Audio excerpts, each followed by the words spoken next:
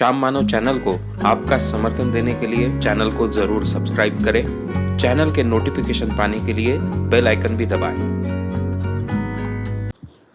अभी question answer session है। आपके सभी सवाल हमारे लिए बहुत ही महत्व के हैं।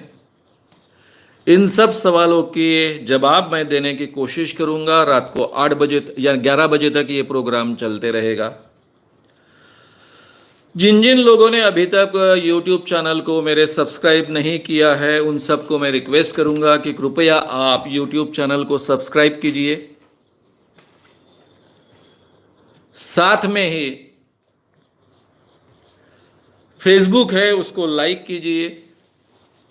YouTube चैनल का बेल आइकॉन दबाइए, लाइक कीजिए, बड़े पैमाने पर शेयर कीजिए। फेसबुक पर भी बड़े पैमाने पर शेयर कीजिए और इंसान को बेहतर इंसान बनाने की जो हमारी ये कोशिश है उसका हिस्सा बनिए।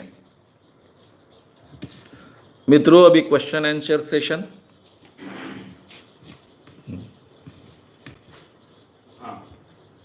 पहला सवाल है आज का, सावरकर जी जैसे आंदोलनकारी आज के समय में क्यों नहीं दिखाई देते, जबकि आज तो पहले से ज्यादा सूचनाओं का दौर है। रवि तोमर दिल्ली से। रवि तोमर दिल्ली से इन्होंने सवाल पूछा है कि सावरकर जैसे विचार रखने वाले आंदोलनकारी आज के जमाने में,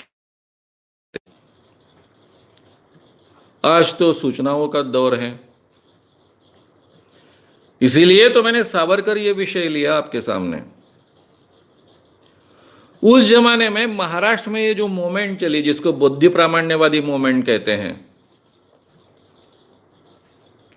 उसमें एक शाहू फुले अंबेडकर जी का नाम था, जो बड़े नाम है, केवल वो नाम आपके सामने मैं रख रहा हूं। महाराष्ट्र के पुणे से आगरकर थे, जिन्होंने सभी प्रोग्रेसिव विचार, बुद्धि प्रामाण्यवादी विचार लोगों के सामने रखे। ये 4 नाम इस क्षेत्र में बड़े माने जाते हैं। फिर बहुत आगे चलकर उनमें जुड़ गए, वो नाम था प्रबोधनकार ठाकरे। प्रबोधनकार ठाकरे वैसे देखे जाए तो हिंदुत्ववादी नहीं थे, उनके नाम से हिंदुत्ववाद जुड़ा भी नहीं था। वो बहुत प्रोग्रेसिव विचार रखते थे, लेकिन आगे चलकर उनके बेटे बाळा साहब जी ठाकरे, इन्होंने शिवसेना का जो निर्माण किया, शिवसेना की शुरुआत की भूमिका हिंदुत्ववादी भूमिका नहीं थी, लेकिन आगे चलकर जब प्रमोद महाजन के साथ में उनका कोलैबोरेशन हुआ, भाजपा के साथ में, आज का भाजपा, उन दिनों का जनसंघ, इनके साथ में जब कोलैबोरेशन हुआ, तब आगे चलकर उन्होंने हिंदुत्ववादी भूमिका ली। लेकिन खुद प्रबोधनकार जी ठाकरे जी की कोई हिंदुत्ववादी भूमिका नहीं थी, ना ही वो हिंदू विरोधी थे। वे हिंदुओं में सुधार लाना चाहते थे, और यही विचारधारा स्वातंत्र्य वीर, जिनको कहा गया विदा सावरकर बोलिए, स्वातंत्र्य वीर बोलिए, वीर बोलिए, या फिर केवल सावरकर करिए बोलिए, उन्होंने ये विचार रखे। सावरकर जी ने ये जो बुद्धि प्रामाण्यवादी विचार रखे, वे विचार बड़े पैमाने पर लोगों तक नहीं पहुंचे, क्योंकि सावरकर जी का हिंदुत्व ये एक बहुत महत्व का विषय तय हुआ। सावरकर जी का हिंदुत्व, हिंदू राष्ट्र, हिंदू की संकल्पना, हिंदू राष्ट्र की संकल्पना, इसको काफी वेटेज आया।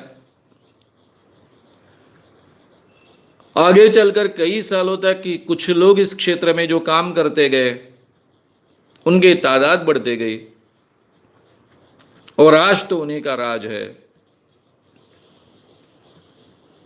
इसलिए सावरकर जी का हिंदुत्व लोगों तक पहुंचा, सही मायने में नहीं, आपके ध्यान में आएगा, क्योंकि सावरकर जी की हिंदू राष्ट्र की कल्पना बहुत अलग कल्पना है, हिंदुओं की बहुत अलग कल्पना है।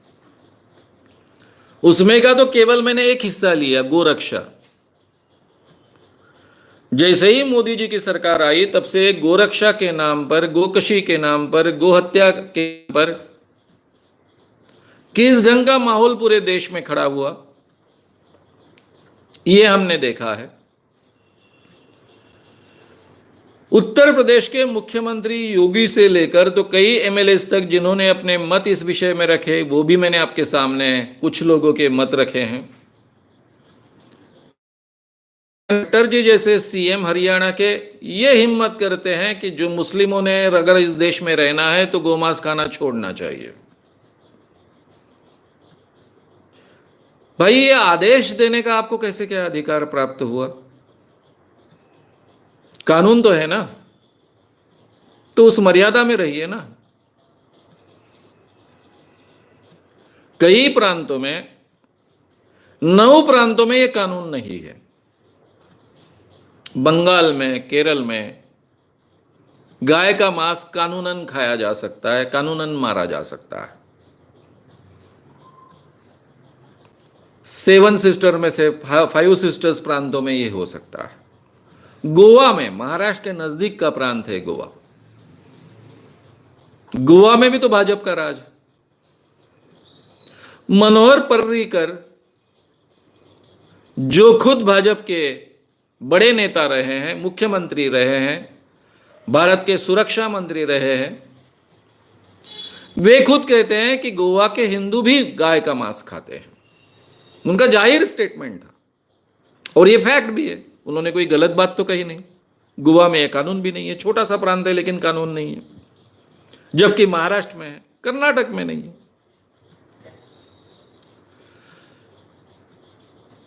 तो इस ढंग के विचार रखने वाले ये लोग आज इतने बड़े पैमाने पर पैदा हुए।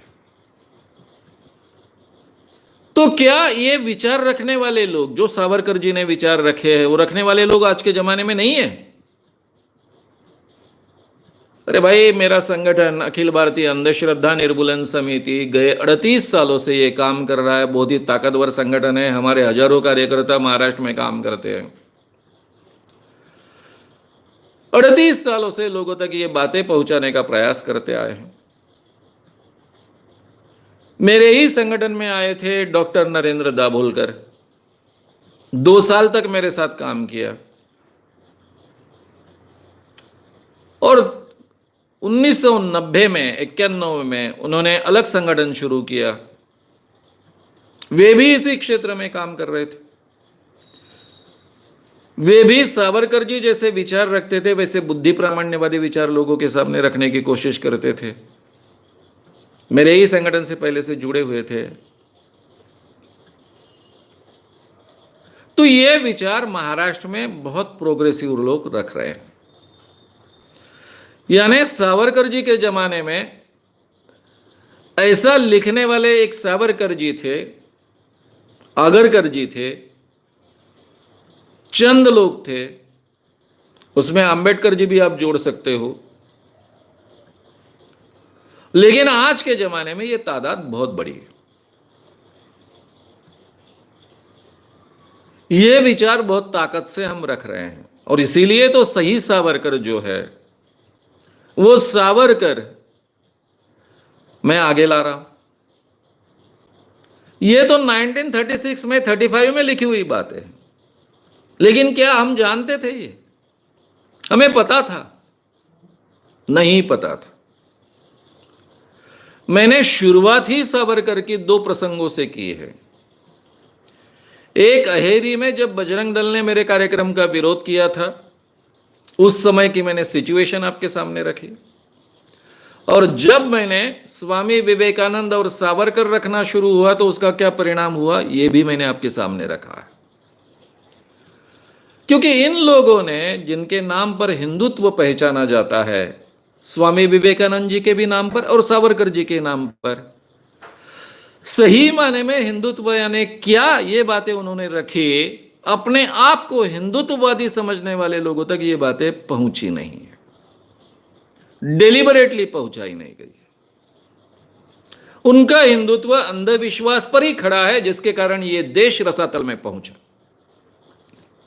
ये देश गुलाम रहा। उन्हीं बातों के आधार पर वो हिंदुत्व खड़ा करना चाहते हैं,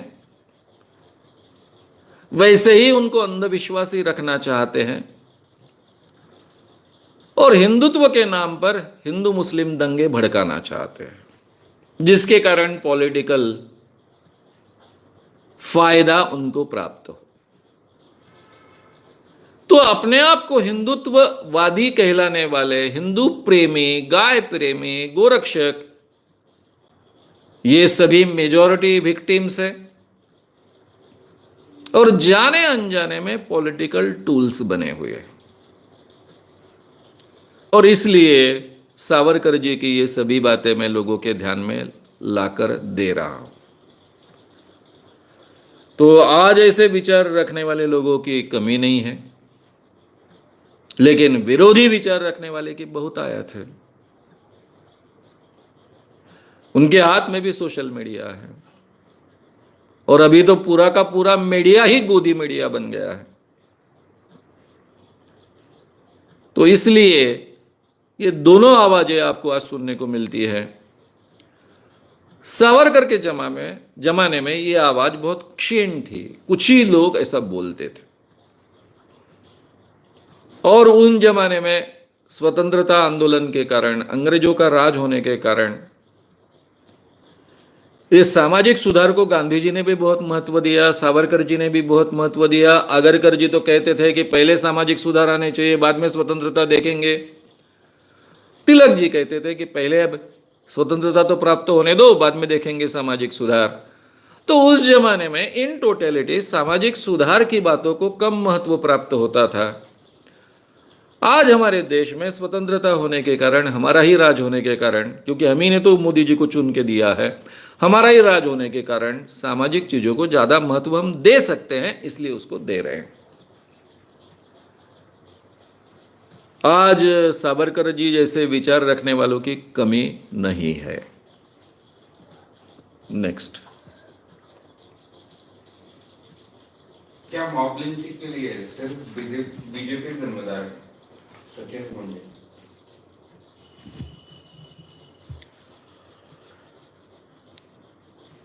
सचिन गुंडे, इनका सवाल है,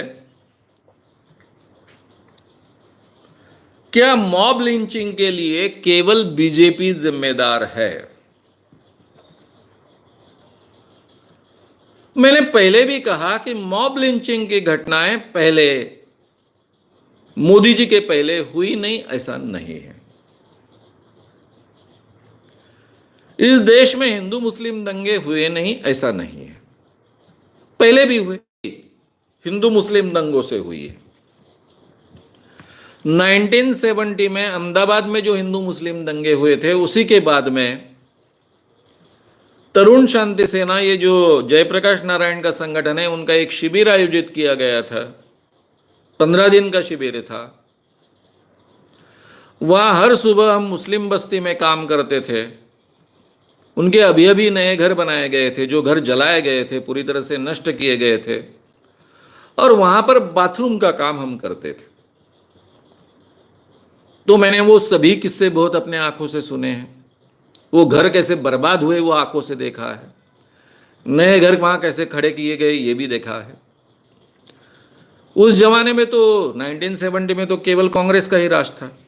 तब तक कोई राज केंद्र में बदल नहीं चुका था। इवन गुजरात में भी कांग्रेस का राज था। तो अंग्रेजों के राज में, कांग्रेस के राज में भी हिंदू मुस्लिम दंगे होते थे। अंग्रेजों के राज में शायद हिंदू मुस्लिम दंगों को जाने अनजाने में प्रोत्साहन मिलता था, क्योंकि उनका नियम था डिवाइड एंड रूल। हिंदू और मुस्लिमों में धर्म के आधार पर दरार निर्माण करो और उन पर राज करो। कांग्रेस के राज में कम से कम गवर्नमेंट की लेवल पर या फिर बड़े लीडरशिप की लेवल पर ऐसा नहीं होता था। इन बातों का समर्थन नहीं किया गया होता। इतनी बड़ी बड़ी मॉब लिंचिंग की घटनाएं हुई है, लेकिन बीजेपी का रोल क्या रहा? मोहम्मद अखलाक को जो लोग पीट पीट कर मारते हैं,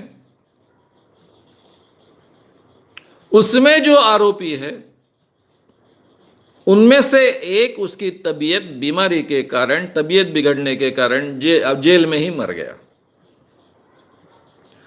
तो उसको तिरंगे में लिपटकर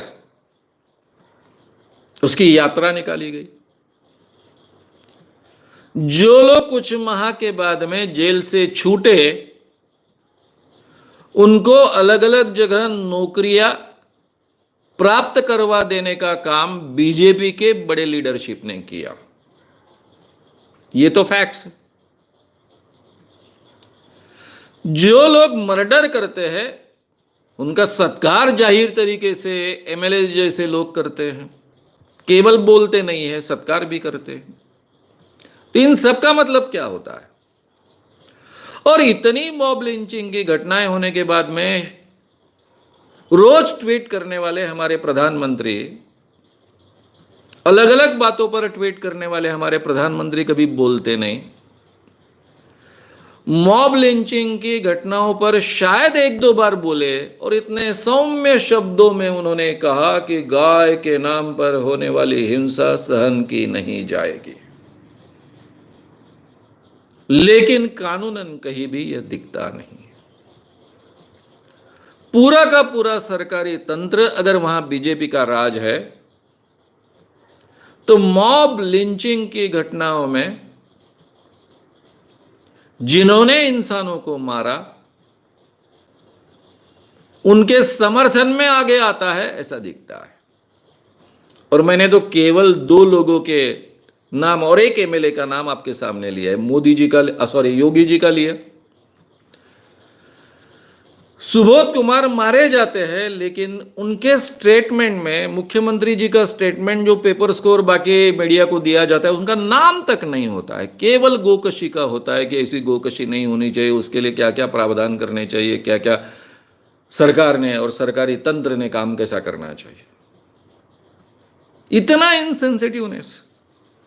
उन्हीं के सरकार का एक व्यक्ति मारा जाता है, एक अफसर मारा जाता है, उसके बारे में इतनी असंवेदना। खट्टर कहते हैं, सीएम कहते हैं, एक प्रांत के सीएम कहते हैं कि भारत में रहना होगा तो गाय का मांस खाना छोड़ना होगा, बीफ खाना छोड़ना होगा। इसका मतलब क्या होता है? तो ये इसके लिए बीजेपी जिम्मेदार है ऐसा कहने लायक तो स्थिति है। बढ़ावा मिलता है क्योंकि ये लोग केवल बीजेपी के जमाने में थे ऐसा नहीं है, पहले भी थे, पहले भी ऐसे कृत्य करते थे। लेकिन सरकार की ओर से, सरकारी तंत्र की ओर से और सरकार में जो पार्टी है उसकी ओर से उसका समर्थन नहीं होता था। एक आधा छुटपुट कोई व्यक्ति होगा ऐसा कृत्य का समर्थन करने वाला, लेकिन बड़े लीडर्स में कोई नहीं होता था। और इसलिए एक दहशत थी। इसीलिए तो सुप्रीम कोर्ट को कहना पड़ा कि आप उसका प्रचार कीजिए, जगह जगह पर होर्डिंग्स लगाइए, जगह जगह पर एडवर्टाइजमेंट दीजिए कि ये मॉब लिंचिंग की अगर घटनाएं घटी, भीड़ तंत्र की घटनाएं घटी तो उसके परिणाम उन लोगों को भुगतने पड़ेंगे, ये सहन नहीं किया जाएगा, यहां कानून की व्यवस्था चलेगी। यह आदेश सुप्रीम कोर्ट को देना पड़ता है, इसकी आवश्यकता पड़ती है, जबकि यह काम स्टेट्स का है, सरकार का है। तो इसलिए इसमें बीजेपी का डेफिनेटली हिस्सा है, ऐसा कह सकते हैं।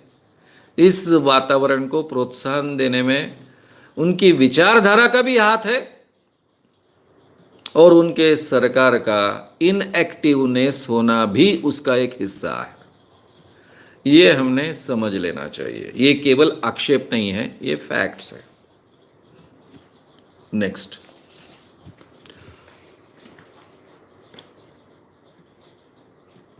27 मई 2017 को केरल के कांग्रेस युवा नेता रजिल ने खुलेआम बीफ काटकर अपने कार्यकर्ताओं को खिलाया था। ऐसी जीव हत्या से समाज की भावना आहत होती है, तो क्या ये आंदोलन के नाम पर कांग्रेस ने भी सही किया? रवि तोमर, दिल्ली से। रवि तोमर दिल्ली से इन्होंने सवाल उठाया है कि केरल का कोई एक कांग्रेस कार्यकर्ता था, उसने जाहिर तरीके से बीफ काटकर लोगों के सामने खाया। हालांकि ऐसा नहीं करना चाहिए, किसी भी धर्म की भावनाओं को भड़काना नहीं चाहिए, इस बात का मैं समर्थन नहीं करूंगा। लेकिन केरल में बीफ खाना ये कानूनन अलाउड है। केरल की बात छोड़िए, हमारे जो गृह राज्य मंत्री थे रिजिजू, किरण रिजिजू, जो मोदी गवर्नमेंट में केंद्र में राज्य मंत्री थे, गृह राज्य मंत्री, उन्होंने जाहिर तरीके से कहा था कि बीफ खाना मेरा अधिकार है, मैं बीफ खाता हूं, और वो फैक्ट भी है, क्योंकि वो इन्हीं 7 सिस्टर से आते हैं जहां पर 5 स्टेट्स में बीफ के खिलाफ कोई कानून नहीं है, वहां ओपनली बीफ खाया जाता है। तो ये भी बात को आपने समझना चाहिए। देखिए, एक धर्म की बात दूसरों पर लादी नहीं जा सकती। जैसा किसी हिंदू को कंपलसरी तुमने बीफ खाना चाहिए ऐसा कहना गलत है, उसी ढंग से अगर कोई परंपरा से बीफ खाता है तो उसने बीफ नहीं खाना चाहिए, हमारी भावनाओं का आदर रखना चाहिए, ऐसा कहने तक बात ठीक है, लेकिन उस पर जबरदस्ती नहीं की जा सकती है। और फिर कानून नाम की इस देश में स्थिति है ना, बाकी प्रांतों में 20 प्रांतों में कानून बने हैं ना, उस कानून का अमल होना चाहिए, इसके बारे में किसी के मन में डाउट नहीं। अगर महाराष्ट्र में गोवंश हत्या बंदी का कानून बना, सही हो गलत हो उसके बारे में बहस हो सकती है, जिसको इस कानून का विरोध करना है उसने सत्याग्रह करना चाहिए, महाराष्ट्र सरकार के खिलाफ खड़ा होना चाहिए। लेकिन अगर यह कानून बना है और कोई गाय और बैल को अगर खाने के लिए काटता है तो यह कानूनन अपराध है, चाहे ये हिंदू करे, चाहे ये मुस्लिम करे, चाहे ये क्रिश्चियन करे, कोई भी करे या बौद्ध करे, उसके नाम पर यह अपराध दर्ज होना चाहिए, केस चलनी चाहिए और सिद्ध होने पर उसको शिक्षा होनी चाहिए। इसके बारे में किसी का भी अलग मत होने के लिए चांस नहीं है। कानून सही है गलत है इसके बारे में चर्चा हो सकती है, सुप्रीम कोर्ट में जा सकते हैं, सत्याग्रह हो सकता है, लोकतांत्रिक मार्ग से उसका विरोध हो सकता है, लेकिन ये कानून का अमल होना, इसके बारे में किसी के मन में संदेह नहीं होना चाहिए। ये हो ना, उसके खिलाफ कोई नहीं है, ना मैं हूं ना कोई है। ना सावरकर जी होते तो कहते अब कानून बना है तो उसको अमल में लाओ। कानून बनना चाहिए नहीं बनना चाहिए इसके बारे में हो सकती है बहस, लेकिन आप उस नाम पर लोगों को मार डालो, ये अधिकार दिया किसने आपको हाथ में? अगर मॉब लिंचिंग की पहली घटना होते ही बहुत कड़े कदम उठाए गए होते, मोहम्मद अखलाक को मारा गया, मारने के बाद में उसके ही घर के लोगों पर गोकशी के आरोप डाले गए, हाईकोर्ट को इंटरवीन करना पड़ा कि ठीक है एफआईआर दर्ज हुआ तो भी उनको अटक मत कीजिए, उनकी गिरफ्तारी नहीं होगी। ये कौन सा तरीका है? और आखिरी तक वो गोमांस था ये सिद्ध नहीं हुआ, उसके बारे में अलग अलग मत है, अलग अलग प्रूफ्स रखने की कोशिश की जा रही है। ये जो सब बातें हो रही है ये बहुत गलत बातें हैं, अगर वो कांग्रेस का कार्यकर्ता गलत है तो आप सरकार में रहते हुए गृह राज्य मंत्री रिजिजू के स्टेटमेंट पर क्या कहेंगे? और उससे भी आगे मनोहर पर्रिकर गोवा के मुख्यमंत्री, उनके स्टेटमेंट पर आप क्या करेंगे? अब दोनों के स्टेटमेंट तो गलत नहीं है, सही है। उन्होंने ये स्टेटमेंट लोगों को भड़काने के लिए नहीं दिए। दोनों बीजेपी से संबंधित है। पर्रिकर तो बीजेपी के बहुत बड़े कार्यकर्ता रह चुके हैं। उन्होंने ये स्टेटमेंट अपने ही लोगों को, यानी बीजेपी के ही लोगों को, उसी विचारधारा के लोगों को संयत करने के लिए, कंट्रोल करने के लिए उन्होंने दिए थे। उल्टा उनके ये ढाढ़स का, इस ढाढ़स की हमने तारीफ करनी चाहिए, ढाढ़स का स्वागत करना चाहिए। तो कांग्रेस कार्यकर्ता ने जिस ढंग से किया वो ढंग सही नहीं था। वो कह सकता था कि मेरे केरल में हम सभी लोग गोमांस खाते हैं, इसमें कोई गलत नहीं है, और खाए भी, उसका प्रदर्शन करने की आवश्यकता नहीं लोगों को भड़काने के लिए, क्योंकि उस स्टेट में कानून अलाउड है।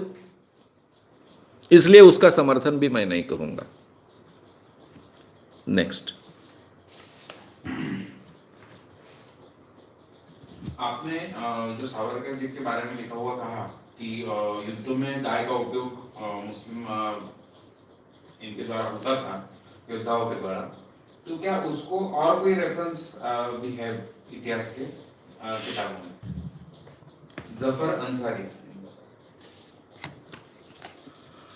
जफर अंसारी, इन्होंने सवाल पूछा कि सावरकर जी ने ये जो उदाहरण दिए हैं,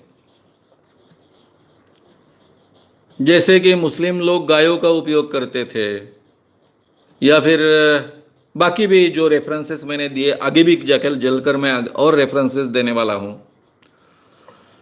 तो इसमें कोई उदाहरण है क्या? इतिहास में अलग जगह भी रेफरेंसेस मिलते हैं क्या? सावरकर जी जो लिखते हैं वो कभी झूठ नहीं लिखते थे, कभी झूठ का सहारा नहीं लेते थे। उनको जो कहना है सीधे शब्दों में बात रखते थे। एक व्यक्ति जो रत्नागिरी जैसे शहर में रहता है, जो बहुत ही धार्मिक शहर है, आज भी है, उस शहर में रहकर इतनी क्रांतिकारक बातें लिखे और पूरे के पूरे समाज को, ब्राह्मण समाज को भी अपने विरुद्ध खड़ा रहने का अवसर प्राप्त करे, उस व्यक्ति ने ये सभी उदाहरण इतिहास से खींच खींच कर निकाले। जैसे अभी मुल्तान का सूर्य मंदिर का उदाहरण तो सभी को ज्ञात है, काशी का उदाहरण सभी को ज्ञात है। कई बार मुस्लिम लोग अपने सामने गायों को रखते थे, इसके कई उदाहरण कई जगह आपको मिल जाते हैं। जब मैं इस ढंग से सोचता नहीं था, उन दिनों में जो पढ़ता था उसमें भी ये उदाहरण लिखे गए थे, लेकिन उसका मतलब तब ध्यान में नहीं आता था। तब ये केवल मुस्लिमों की एक स्ट्रेटेजी थी और उस स्ट्रेटेजी सक्सेस हो गई, यहीं तक ये बात सीमित रहती थी। तो आप अगर बहुत बारीकी से देखेंगे तो ऐसे कई उदाहरण आपको मिलेंगे। सावरकर जी ने ये सभी उदाहरण ढूंढ ढूंढ के आपके सामने रखे। अब सावरकर जी के गाय के विषय में हम बात कर रहे हैं, तो वही उदाहरण यहां पर मैंने आपके सामने रखे हैं।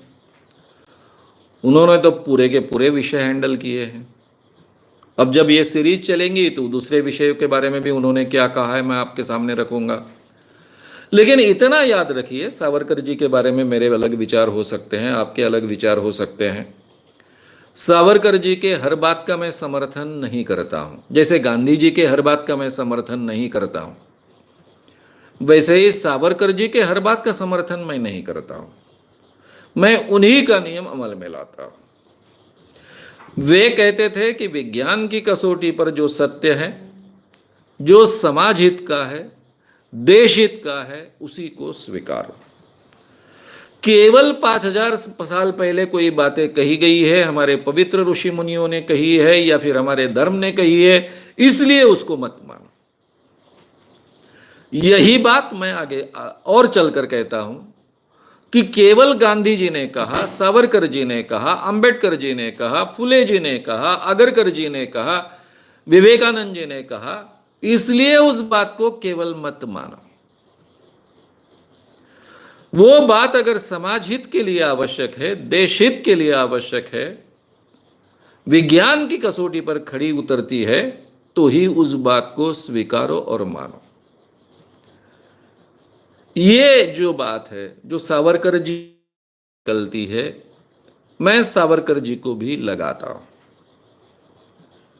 इसलिए सावरकर जी की अगर कोई गलती है, ऐसा मुझे लगता है, कोई बात, ये बात झूठी है, ये बात मैंने कही होती, मुझे ऐसा कोई झूठ उनके लेखन में मिला नहीं है। आगे गोहत्या को लेकर आज जो राजनीति चल रही है, क्या कभी इसका सॉल्यूशन निकल पाएगा? यूनुस हुक्के।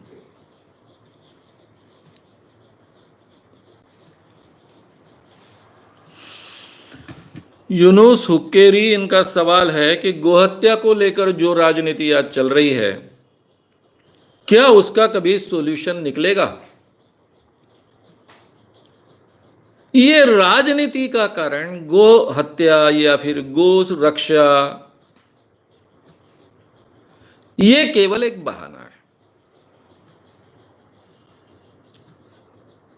जो भी पंडित दूसरों को भड़काता है, वो खुद अंधविश्वासी नहीं होता है, वो दूसरों के अंधविश्वास का फायदा भड़काने के लिए उठाता है।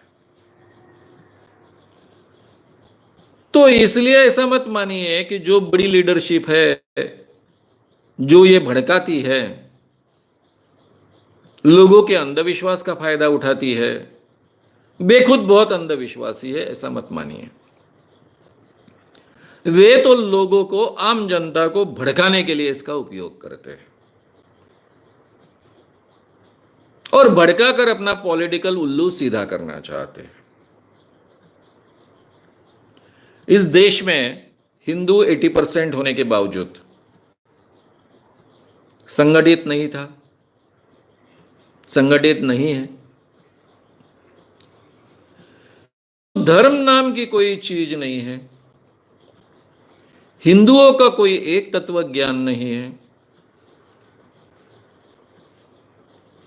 इसलिए सावरकर जैसे व्यक्ति ने हिंदू नाम कर लोगों को संगठित करने का प्रयास किया, लेकिन उन्होंने झूठे आधारों पर संगठित करने का प्रयास नहीं किया। उल्टा लोगों को सुधार कर, ज्यादा से ज्यादा सही बातें उनके सामने रखकर, लेकिन क्रिश्चियन और मुस्लिमों को अलग कर कर, उनसे हम भिन्न हैं, ये लोगों में एस्टेब्लिश कर कर लोगों को साथ में लाना चाहा। ये हिंदू के नाम पर संगठन करना, लोगों को साथ में लाना, इसके लिए क्रिश्चियन और मुस्लिमों को अलग करना, इसी बात को आगे बढ़ाने का काम आगे के हिंदुत्ववादी लोगों ने किया। लेकिन सावरकर जी लोगों को तार्किक बातें सुनाकर, ह्यूमैनिटी की बातें सुनाकर, मानवीयता की बातें सुनाकर उनमें सुधार लाना चाहते थे, उनको बेहतर इंसान बनाना चाहते थे, विज्ञानवादी विचारों के इंसान बनाना चाहते थे। उस बात को छोड़ दिया। किस आधार पर इन लोगों को संगठित करना? तो मुस्लिमों का द्वेष कर कर। अब मुस्लिमों के बारे में अगर द्वेष निर्माण करना है, उसके बीज तो पहले से अंग्रेजों ने बोए हैं।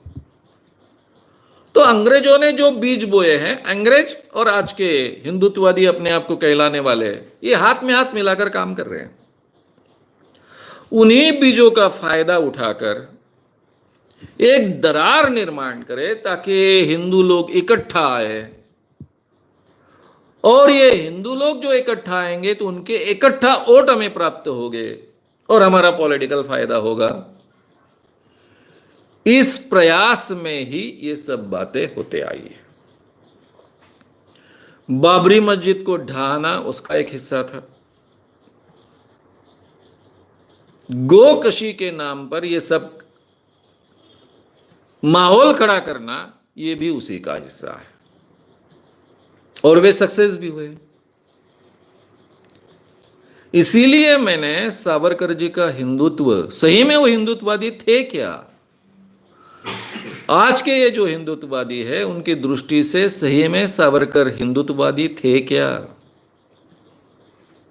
और सावरकर जी का हिंदुत्ववाद और विज्ञानवाद सही में वो कौन थे, ये विषय लिया है। इसको अगर आपको सही माने में रोकना है तो बहुत बड़ा काम है। एक तरफ सावरकर जी का विज्ञान विचार, वैज्ञानिक दृष्टिकोण, और दूसरी तरफ गांधी जी का सबको साथ में लेकर चलने की प्रवृत्ति जो ओरिजिनल भारतीय संस्कृति का हिस्सा है। ये दोनों चीजें साथ में लानी पड़ेगी। एक तरफ ये प्रोग्रेसिव विचार, विज्ञानवादी विचार, अंधविश्वास से दूर होने वाला विचार, और दूसरी तरफ सबको साथ में लेकर चलने वाला विचार, ये दोनों चीजें जब साथ में आएंगी तब जाकर ये समस्या खत्म हो पाएगी। और इसका फायदा, हिंदू मुस्लिम दरार का फायदा या फिर द्वेष का फायदा कोई पॉलिटिकली उठा नहीं पाएंगे। और इसके लिए जो लोग इंसान को इंसान मानते हैं, इंसानियत को ज़्यादा महत्व देते हैं, धर्म ये व्यक्तिगत बात है, हर एक को अपने घर में धर्म का पालन करने का अधिकार है जो कॉन्स्टिट्यूशन ने हमको दिया है, लेकिन घर के बाहर रास्ते पर किसी ने धर्म नहीं लाना चाहिए। ऐसे मानने वाले जो इंसान है, इंसानियत को मानने वाले इंसान हैं, जो कॉन्स्टिट्यूशन की हमारी अपेक्षा है, वे लोग बड़े पैमाने पर जब इस देश में खड़े होंगे, ऐसे लोग बनेंगे, तब ये समस्या पूरी तरह से खत्म हो पाएगी। तब तक को इसका फायदा उठाने वाले लोग इसका फायदा उठाते रहेंगे, अपना पॉलिटिकल उल्लू सीधा करते रहेंगे। नेक्स्ट, निरंजन टकले, तुषार गांधी, ऐसे लोग सावरकर के बारे में बहुत निगेटिव बातें बोलते हैं। इस बारे में आपका क्या ओपिनियन?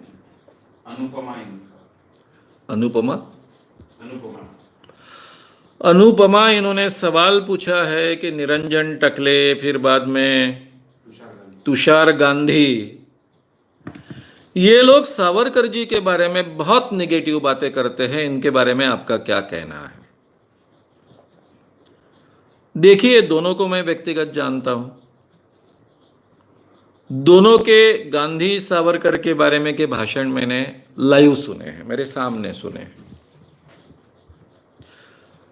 और जिस मॉब में ये भाषण मैंने सुने, वो मॉब मुझे, मैं सावरकर के बारे में क्या बोलता हूं ये जानता था। मैंने शांति से ये सुने। मैं अपने आप को गांधीवादी समझता हूं, मैं पहले से कहता हूं, जाहिर तरीके से कहता हूं। सावरकर जी ने गांधी जी का मर्डर करवाया क्या? ये सबसे बड़ा सवाल है। इस सवालों का सही जवाब बहुत कठिन है। जो सावरकर जी अंग्रेजों का मर्डर कर सकते थे या फिर करवाने में हिस्सा ले सकते थे, सपोर्ट कर सकते थे, क्या वही सावरकर जी गांधी जी का मर्डर करवाने में हिस्सा ले सकते हैं? इसका जवाब ढूंढना बड़ा कठिन है। यानी सावरकर जी की विचारधारा में देश के लिए, समाज के लिए किसी एक व्यक्ति का मर्डर करना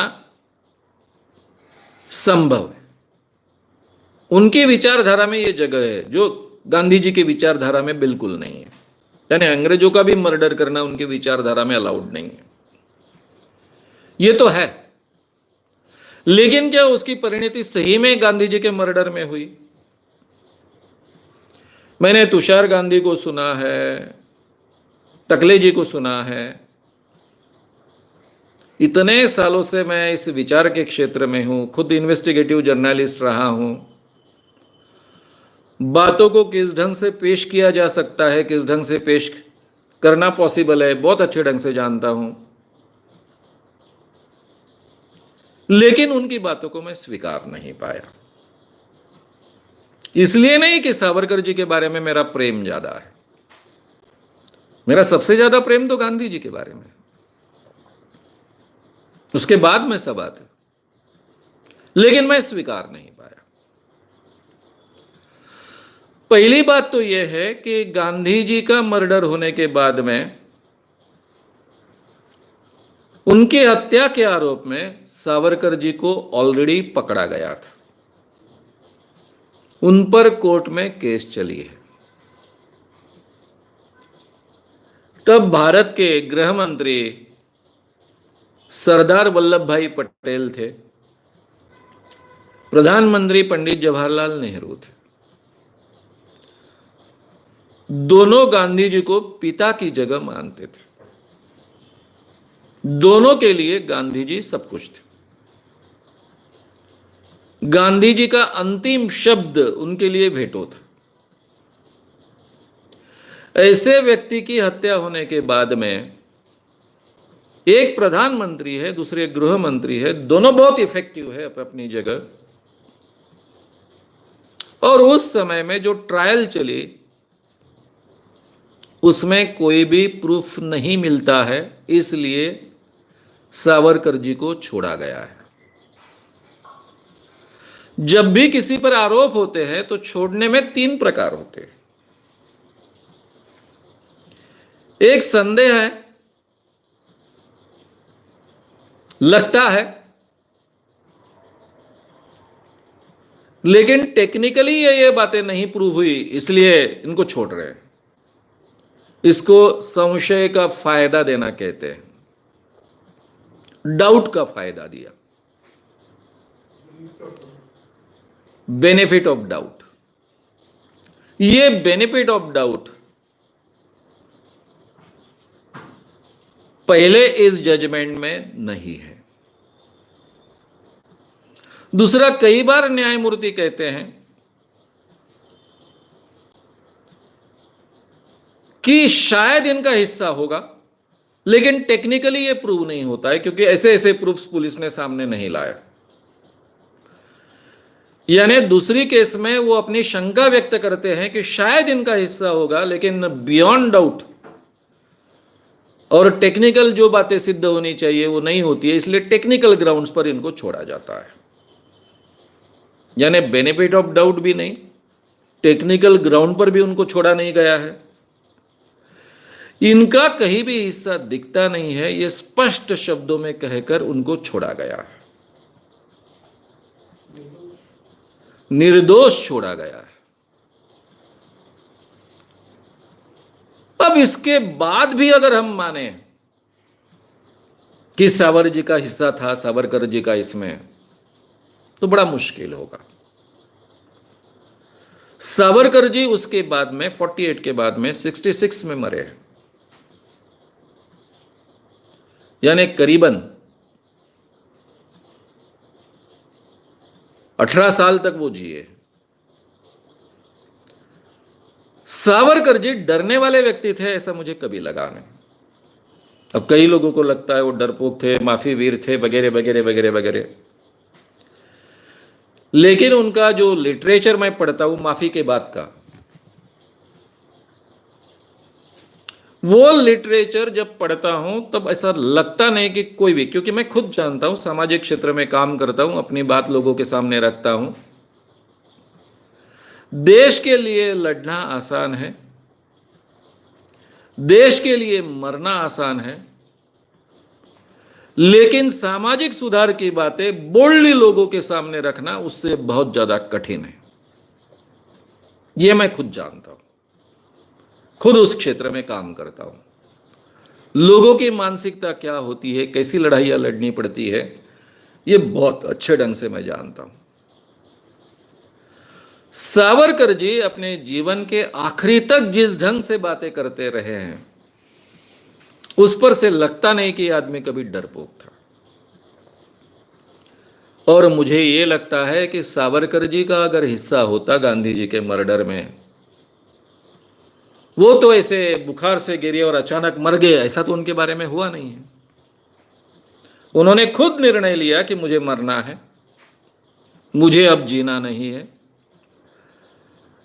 जल और अन्न वर्ज्य किया, छोड़ दिया, जिसको प्रायोपवेशन कहते हैं, और अपने देह को त्याग दिया। यानी उन्होंने समझ बूझकर अपना जीवन में अपना मृत्यु स्वीकारा। कम से कम तब तो कहते कि गांधी जी को मैं मारना चाहता था और मार दिया, मैंने मरवाया। उसके बाद तो उनका कुछ बिगड़ने वाला नहीं था। वैसे भी उनको निर्दोष छोड़ने के बाद भी पूरे देश में और पूरे दुनिया में सावरकर जी का गांधी हत्या में हिस्सा था ऐसे कहने वाले लोग तब भी थे, आज भी है। उनको तो कोई फर्क नहीं महसूस होता। जो आदमी इतनी लोक विरोधी बातें, जो भगवान को गोचिड़ कह सकता है, वो आदमी गांधी हत्या में मेरा हिस्सा था, गांधी ने गोडसे का भाई नथुराम का जाहिर तरीके से लिखता है कि मैंने क्यों गांधी जी को मारा, गांधी जी को मारना कैसा आवश्यक था। वो बात सावरकर जी नहीं कहते, कम से कम मरते वक्त। जितना सावरकर जी को मैं पढ़ता हूं, मैं तो सावरकर जी को पर्सनली मिला नहीं हूं।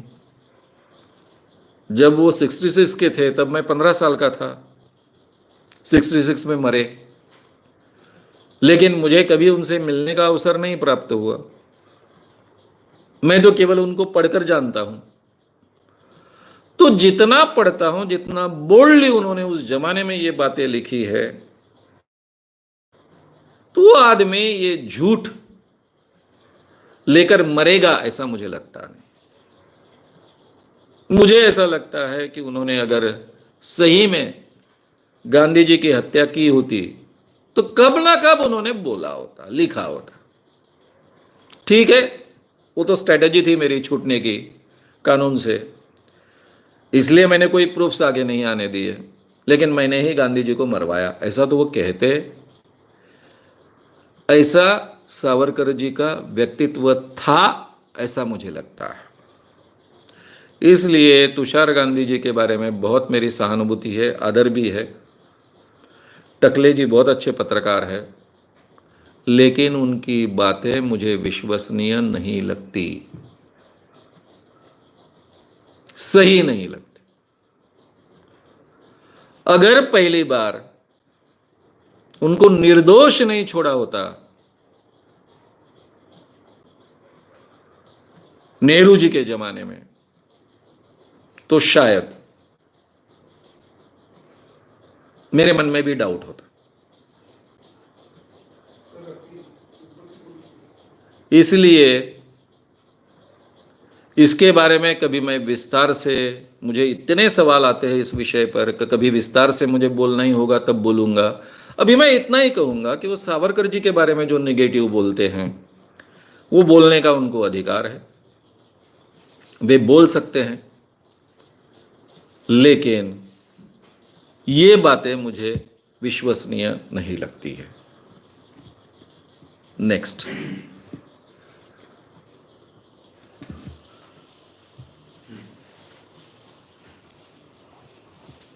अगर भविष्य में बड़े स्तर पर हिंदू मुस्लिम दंगे हुए तो उनसे बचने के लिए हम नास्तिकों या विज्ञानवादियों के लिए क्या उपाय है?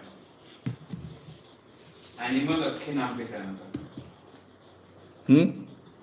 अगर भविष्य में बड़े स्तर पर हिंदू मुस्लिम दंगे हुए तो उनसे बचने के लिए हम नास्तिकों या विज्ञानवादियों के लिए क्या उपाय है? एनिमल अक्खे, एनिमल अक्खी इस कारण एनिमल अक्खी इस चैनल का सवाल ऐसा है कि कल जाकर और बहुत बड़े पैमाने पर हिंदू मुस्लिम दंगे हुए तो विज्ञानवादी लोगों को बचने के लिए क्या पर्याय है? जब समाज में बड़े पैमाने पर ऐसे इस ढंग से दंगे होते हैं तब कितने लोगों को बचने का अवसर मिलता है, कितने लोगों को बचने का अवसर मिलता नहीं, इसके सब गणित अलग होते हैं। अभी बाबरी मस्जिद ढहने के बाद में मुंबई में हिंदू मुस्लिम दंगे हुए, तब मेरा दादर में सी कोर्स शुरू था। मैं बोरीवली में रहता हूं। पूरी तरह से वातावरण तंग था, जगह जगह दंगे हो रहे थे, लोग मारे जा रहे थे। मैं हमेशा ट्रेन से जाता था, तब मेरे पास कार थी नहीं। मेरा सी कोर्स दादर में शुरू था, इसलिए वो सी कोर्स होता है लगातार चलने वाला 16-17 दिन का, एक पार्ट दूसरा पार्ट और 16-17 दिन का। अब मेरा कर्तव्य था कि कोर्स शुरू है, लोग आए ना आए, मैंने जाना चाहिए, इसलिए मैं रोज जाता था। घर से निकलने के बाद में रात को जिंदा वापस आएंगे इसकी कोई गारंटी नहीं थी। ऐसा वातावरण पूरे मुंबई में था, लेकिन मैं और मेरे कार्यकर्ता जाते थे। ट्रेन पूरी तरह से सुरक्षित थी, क्योंकि उन दिनों रेलवे के डीआईजी सुधाकर सुराटकर नाम के पुलिस अधिकारी थे। बहुत रैशनल पुलिस अधिकारी है। उनके अपने पुलिस कर्मचारियों के साथ में बहुत अच्छे संबंध रहे, बहुत ह्यूमनली बिहेव करते हैं वो कांस्टेबल से भी, इतने बड़े अधिकारी होने के बावजूद। और वो मुंबई रीजन के प्रमुख थे, उनके हाथ में पूरा मुंबई रीजन था, मुंबई का रेलवे था, ईस्ट वेस्ट दोनों, यानी सेंट्रल, हार्बर और वेस्ट, ये सभी उनके अंडर थे। उन्होंने इतनी गड़बड़ी में भी पूरी तरह से रेलवे सुरक्षित रखे थे। मैं तो रोज जाना आना करता था। वे मेरे बहुत अच्छे मित्र भी थे, यानी सुधाकर सुराटकर जी मेरे संगठन के मुंबई के अध्यक्ष भी रहे। उनसे सुना, एक्चुअली देखा, रेलवे में कई लोग अपनी जान बचाने के लिए आकर बैठते थे और उनको रेलवे में पूरी तरह से सुरक्षा मिलती थी। रेलवे में एक भी किस्सा उन्होंने होने नहीं दिया। पुलिस ने भी उनको बहुत अच्छे ढंग से साथ दी, जबकि मेजॉरिटी पुलिस तो हिंदू थी इसके बावजूद। जबकि हिंदू मुस्लिम दंगों में मुंबई पुलिस का रोल बहुत संदेहास्पद रहा है। श्री कृष्णा आयोग में उसमें की काफी गड़बड़ियां बाहर आई। तो ये वातावरण था, मैं डरता नहीं था, आता जाता था। लेकिन एक्चुअली जब हिंदू मुस्लिम दंगे होते उसमें आप फंस जाते हो तो आप अपने आप की सुरक्षा कैसे कर पाओगे, ये कहना बड़ा कठिन है। अगर सामने के व्यक्ति आपसे बात करे बगैर आपको मार डालते हैं तो आप क्या करोगे, ये बड़ा कहना मुश्किल है। और समाज में जो भी बुराइयां होती है उसके परिणाम सबको भुगतने पड़ते हैं।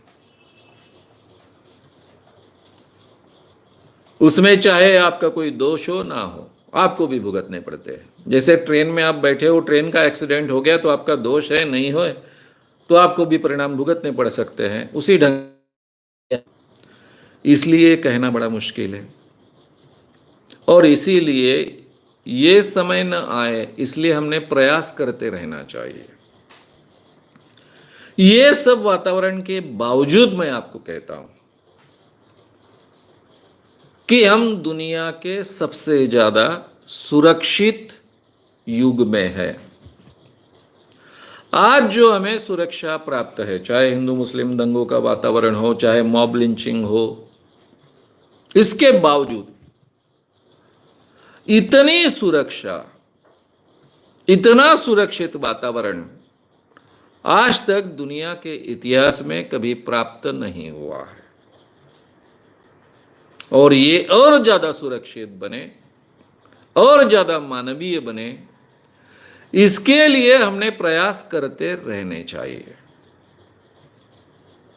अब रहा सवाल हमारा नुकसान होगा, होगा। मैं हमेशा कहता हूं कि एक्सीडेंट्स ये समाज का हिस्सा होती है, और ये एक्सीडेंट जो समाज का हिस्सा होते हैं उसके परिणाम किसी को भी भुगतने पड़ते हैं। जो दोषी है उनको भी भुगतने पड़ते हैं, जो दोषी नहीं है उनको भी भुगतने पड़ते हैं। मैं सीधे अपने रास्ते से जा रहा हूं, फुटपाथ पर चल रहा हूं, टूटे फूटे क्यों ना हो फुटपाथ, उसी पर से चल रहा हूं, लेकिन कोई कार अनकंट्रोल हो जाती है और फुटपाथ पर आकर मुझे ठोक देती है। ये तो होता है, ये जिंदगी की सच्चाई है, मेरा कोई दोष नहीं था। तो वैसे समाज में जो बुराइयां हैं उसके भी परिणाम सबको भुगतने पड़ते हैं। वो बुराइयों के लिए जो जिम्मेदार है उनको भी भुगतने पड़ते हैं, और जो बिल्कुल जिम्मेदार नहीं है, ऐसी बुराइयां जो चाहते नहीं है, उनको भी भुगतने पड़ते हैं, क्योंकि हम समाज का हिस्सा है, उससे बाहर नहीं हो सकते। तो इसलिए शायद ये जो दुष्परिणाम है, उसके बुरे परिणाम हैं, उससे हम बचे ना बचे, लेकिन ये बुराइयां दूर करने का प्रयास हमने करते रहना चाहिए। और मृत्यु तो कैसे भी आ सकता है, हिंदू मुस्लिम दंगों में भी मारा जा सकते हैं, कोई जानबूझकर हमारा मर्डर कर सकता है, और रास्ते में चलते चलते भी कोई उड़ा सकता है, कोई एक्सीडेंट हो सकता है, कोई मर्डर हो सकता है, या फिर गलत जगह पर गलत समय में रहे से हाथ धोना पड़ सकता है। तो ऐसे मृत्यु के बारे में सोचे क्यों? जो मानव जाति के हित के लिए आवश्यक है वो करते रहना चाहिए, उसके परिणामों की चिंता करे बगैर। और ऐसी परिणामों की चिंता करे बगैर लोग करते आए हैं, इसीलिए ये समाज, ये देश इंसान के जीने लायक बना है। इसमें सैकड़ों लोगों का योगदान होता है, तो हमारा भी उसमें योगदान हो, इतना ही हमने सोचना चाहिए, ऐसा मैं मानता हूं। आगे आज सभी धर्मों के अंधविश्वास की वजह से बेहद भयावह स्थिति बन चुकी है। तो तब यानी जब भारत स्वतंत्र हुआ तो बुद्धिजीवी लोगों ने संविधान में धर्म की स्वतंत्रता ही क्यों दी, जबकि इतने अच्छे संविधान के बाद किसी धर्म की जरूरत नहीं थी। जतीनवाड़ा गुजरात, इनका सवाल ऐसा है कि भारत में जो सभी धर्मों में अलग अलग प्रकार के जो अंधविश्वास है उसके कारण बहुत देश का भी नुकसान होता है, देश में कई समस्याएं भी खड़ी हुई है। तो हमारा इतना अच्छा जो संविधान बना, तब इस बुद्धिमान लोगों ने इस संविधान में ये धर्म की स्वतंत्रता क्यों दी, जबकि हमारा संविधान ही बहुत अच्छा था, कोई अलग धर्म की आवश्यकता नहीं थी। आपने बहुत सुंदर सवाल खड़ा किया। मैं जब जादू टोना विरोधी कानून बना रहा था तब मेरे ध्यान में सबसे पहले हमारे आज के जो मुख्यमंत्री है देवेंद्र फडणवीस, उन्होंने ध्यान में लाकर दिया था कि ये कानून में एक भी बात कॉन्स्टिट्यूशन के खिलाफ रही तो ये कानून रद्द हो जाएगा। और इसलिए कॉन्स्टिट्यूशन के बारे में थोड़ा बहुत पहले जानता था, लेकिन ये कानून का वर्डिंग्स फाइनल करते वक्त मैंने फिर से जो आवश्यक चीजें है वो कॉन्स्टिट्यूशन की मुझे पढ़नी पड़ी। तो कॉन्स्टिट्यूशन में 25 से लेकर तो 28 तक धर्म की और उपासना स्वतंत्रता के बारे में, जो फंडामेंटल राइट्स है उसके बारे में लिखा गया है। उसमें धर्म की स्वतंत्रता, उपासना की स्वतंत्रता दी गई है। हर व्यक्ति अपने धर्म के अनुसार अपना आचरण कर सकता है। ये कॉन्स्टिट्यूशन बनाने में काफी लोगों का हाथ था, लेकिन उसमें अंतिम अध्यक्ष होने के नाते डॉक्टर बाबा साहब आम्बेडकर का जो हिस्सा था। आम्बेडकर जी 100% बुद्धिवादी व्यक्ति थे, विज्ञानवादी व्यक्ति थे। कोई भी प्रकार की अंधश्रद्धा, अंधविश्वास अपने जीवन में नहीं रखते थे। इसके बावजूद इस कॉन्स्टिट्यूशन में उन्हें धार्मिक स्वतंत्रता और उपासना रखनी पड़ी। इसके पीछे का हमने कारण समझ लेना चाहिए। धर्म ऐसी चीज है जो बचपन से संस्कारों से आती है, एक दिन में उसको हटाया नहीं जा सकता। लोगों के जीवन का वो हिस्सा होता है। जो अंबेडकर जी आगे चलकर, यानी हमारे कॉन्स्टिट्यूशन होने के बाद, उन्होंने प्रण लिया था कि मेरा जन्म हिंदू धर्म में हुआ तो भी मैं मरूंगा हिंदू धर्म में नहीं। और मरने के कुछ माह पूर्व उन्होंने बौद्ध धम्म स्वीकारा और करोड़ों लोगों को उसकी दीक्षा भी दी। अब जिस व्यक्ति को यह मालूम था कि आम इंसान के जीवन में धर्म की आज आवश्यकता नहीं है, धर्म का सभी कार्य कॉन्स्टिट्यूशन आज के जमाने में कर रही है। लोकतंत्र में किसी को धर्म की आवश्यकता नहीं। कोई भी हमारा काम धर्म के आधार पर नहीं चलता है, ना हमारा अर्थशास्त्र चलता है। अगर हमारा अर्थशास्त्र धर्म के आधार पर चलता तो सभी जैन लोग बड़े बड़े जैन कैपिटलिस्ट नहीं बन पाते, क्योंकि जैन धर्म का पहला उसूल है धन का संग्रह नहीं करना। और हमारे देश के सभी अमीर लोग, या फिर सबसे ज्यादा मेजॉरिटी अमीर लोग, ये जैन होते हैं। ना हमारा अर्थशास्त्र हमारे धर्म के आधार पर चलता है, ना समाजशास्त्र हमारे धर्म के आधार पर चलता है, ना राज्यशास्त्र हमारे धर्म के आधार पर चलता है। हमारे सभी अंग धर्म के परे कॉन्स्टिट्यूशन के आधार पर अलग व्यवस्था निर्माण कर हम चला रहे हैं। सही माने में आज के जमाने में किसी भी व्यक्ति को धर्म की आवश्यकता नहीं है। यह बात तो बाबा साहब आम्बेडकर बहुत अच्छे ढंग से जानते थे। कॉन्स्टिट्यूशन की बात छोड़ दीजिए, शायद कॉन्स्टिट्यूशन में उन्हें कंपलसरी ये बात डालनी पड़ी, भारत के सभी लोगों का विचार करके। लेकिन धर्म स्वीकारना नहीं स्वीकारना यह तो उनके हाथ में थी। जहां तक मैं अंबेडकर जी को समझता हूं, जानता हूं, उन पर अगर अपने सभी लोगों को साथ में लेकर चलने की जिम्मेदारी नहीं होती तो उन्होंने केवल हिंदू धर्म को त्याग दिया होता, कोई धर्म स्वीकारा नहीं होता। क्योंकि वो बहुत अच्छे ढंग से जानते हैं कि जीवन में कोई भी धर्म की आवश्यकता आज के जमाने में नहीं। लेकिन उनको बहुत बड़े तबके को अपने साथ लेकर चलना था, इसलिए उन्होंने बौद्ध धर्म को उसका शुद्धिकरण कर ज्यादा से ज्यादा साइंटिफिक ऐसा बुद्ध धम्म बनाया और उसकी दीक्षा नागपुर में दसरे के दिन 1956 में सब लोगों को दी, क्योंकि आम आदमी को धर्म की आवश्यकता होती है। यही बात कॉन्स्टिट्यूशन में उनको ध्यान में रखनी पड़ी। तो कॉन्स्टिट्यूशन में ये जो हिस्सा आया वो तो आना अनिवार्य था। शायद मैं भी वहां रहता तो मुझे भी करना पड़ता।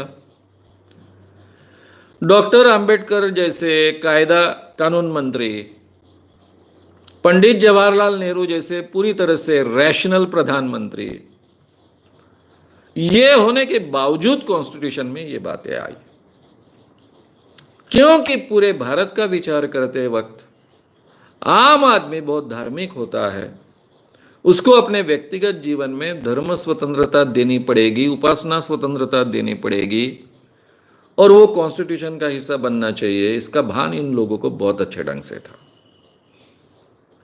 यहां तक तो बात ठीक है, लेकिन इसके बाद जो बात होनी चाहिए थी, पंडित जवाहरलाल नेहरू जैसा व्यक्ति जिनके जीवन में कहीं आपको अंधविश्वास नहीं मिलता है, बहुत ताकतवर प्रधानमंत्री है, इतने ताकतवर प्रधानमंत्री हमारे देश में दूसरे हुए नहीं, मोदी उनके आसपास भी नहीं है, हो भी नहीं सकते हैं।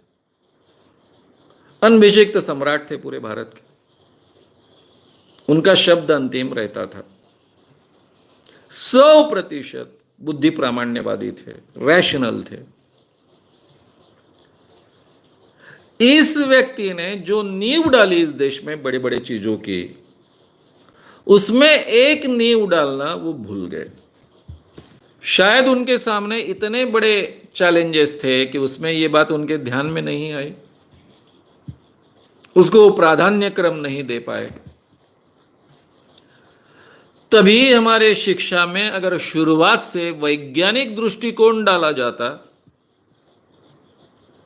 तार्किक विचार अपने जीवन का हिस्सा कैसे बनाना चाहिए, ये पूरे हमारे शिक्षा प्रणाली का हिस्सा बनाया जाता, जैसा उन्होंने अलग अलग वैज्ञानिक संस्थान खोले उसी के अनुसार शिक्षकों का उस ढंग से ट्रेनिंग किया जाता, तो पूरे देश का चित्र और चरित्र आगे के 20-25 सालों में बदल जाता।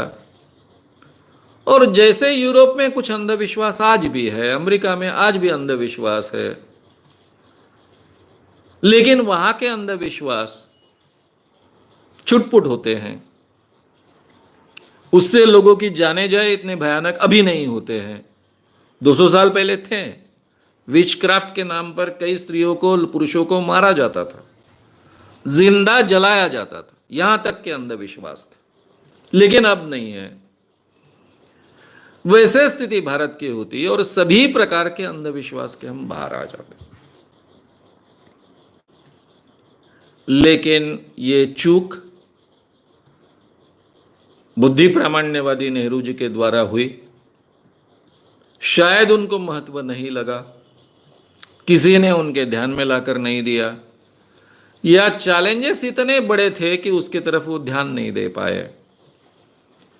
वो अगर 1947 से ये बात हो जाती तो आज का चित्र, आज का भारत अलग होता, और ये गोकशी के नाम पर हत्याएं भी संभव नहीं थी, और बाबरी मस्जिद भी ढहाने की कोई हिम्मत नहीं करता, क्योंकि उसको महत्व ही नहीं बचता। क्या पुराना क्या नया, इसके बारे में क्या बहस करे, कौन सा साल अंतिम माने। 400 साल पहले वहां बाबरी मस्जिद ढा बनी, वहां कोई मंदिर था क्या? फिर 1600 साल पहले की स्थिति क्या थी? मुस्लिम धर्म का उदय ही 1600 साल पहले हुआ। फिर आर्य बाहर से आए कि यहीं के हैं, बाहर से आए तो उनको खदेड़ना चाहिए क्या? कहां तक जाएंगे आप इतिहास में? कौन सी डेडलाइन पकड़ेंगे इतिहास की? यहां मूल निवासी कौन है, बाहर से आए कौन है, झगड़ते बैठेंगे। ब्राह्मण ये आर्य है, बाहर से आए हैं, वे यहां के नहीं हैं, इस बात को लेकर बैठेंगे। इसमें कितनी सच्चाई है, कितनी नहीं है, ढूंढते बैठेंगे। कौन सी डेडलाइन मानेंगे? बाबरी मस्जिद 400 साल पहले, भाई क्या संबंध आपका 400 साल पहले की बात की? कोई चीज थी क्या? लोकतंत्र था क्या? राजतंत्र तब था। उसको लेकर आज बैठेंगे, झगड़ते बैठेंगे। ये सभी चीजों को महत्व नहीं बचता, ये सब चीजें हमको बेमानी लगती। हमारे व्यक्तिगत जीवन में धर्म रहता, लेकिन अंधविश्वास का प्रमाण बहुत निग्लिजिबल हो जाता है, जैसा यूरोप अमेरिका में हुआ उतना निग्लिजिबल हो जाता, लेकिन हम वो कर नहीं पाए, ये फैक्ट है। और उसके परिणाम आज भी हम भुगत रहे हैं। ये होना चाहिए था, नहीं हुआ। कॉन्स्टिट्यूशन में ये मूलभूत अधिकारों में, फंडामेंटल राइट्स में रखा है, ये मुझे बात ऑब्जेक्शनेबल नहीं लगती है। लेकिन आगे जो हमारे जनरेशन्स का प्रबोधन होना चाहिए था वो हुआ नहीं, ये बात मुझे बहुत ही अकड़ती है। लेकिन आज भी ये संभव है क्या? पंडित जवाहरलाल नेहरू जैसे व्यक्ति के समय में ये पॉसिबल नहीं हुआ। काफी साल उनको मिले, हमारे देश के काफी साल वो प्रधानमंत्री रहे। आज ये संभव है क्या? महाराष्ट्र में 2013 में जादू टोना विरोधी कानून बना। ये कानून में ही ऐसी चीजें हैं कि ये कानून केवल स्कूलों में, कॉलेजेस में अगर पढ़ाया गया तो भी बुद्धि प्रामाण्यवाद की नींव, वैज्ञानिक दृष्टिकोण निर्माण हो सकता है। मुझे ये बहुत बड़ा अवसर लगा, और अवसर सही माने में है। सरकार ने वैसे कदम भी उठाना तय किया, उस दिशा में हमने प्रयास भी शुरू किए। मैंने अपना पूरा समय निकाल कर रखा, मेरा जो पर्सनल व्यवसाय था वो बंद कर कर मैं पूरी तरह से सरकार के साथ में जुड़ गया। बीच में सरकार बदली, भाजपा की सरकार आई, अब मित्र ही अर्थ मंत्री है, मुख्यमंत्री है, उनकी साथ मिलेगी ऐसा लगा। लेकिन जब विचारों में परिवर्तन होता है तो मित्र भी अपने विचारों पर ही अड़े रहते हैं। उन्होंने आश्वासन दिए लेकिन कुछ नहीं किया। मैं पूरे दावे के साथ कहता हूं, और कहा मैंने तब के उप मुख्यमंत्री अजित पवार जी से कि 10 साल दीजिए, पूरे महाराष्ट्र का चित्र और चरित्र बदल जाएगा। हर विद्यार्थी तक ये बात पहुंचनी चाहिए, कम से कम अंधविश्वास के कारण जो मरते हैं लोग, उनका मरना तो खत्म हो जाएगा। इतना तो डेफिनेटली हम कर सकते हैं। और वैज्ञानिक दृष्टिकोण अगर एक बार हर विद्यार्थी के जीवन का हिस्सा बना तो आगे के 10 साल में पूरी की पूरी जनरेशन बदल जाएगी, नया महाराष्ट्र उसमें से खड़ा होगा। ये कोई मैं काल्पनिक बातें नहीं कर रहा हूं, ये जो ह्यूमन ब्रेन में संभव है उसकी बहुत अच्छी मुझे जानकारी है, इसलिए मैं कह रहा हूं। लेकिन नहीं हो पाया।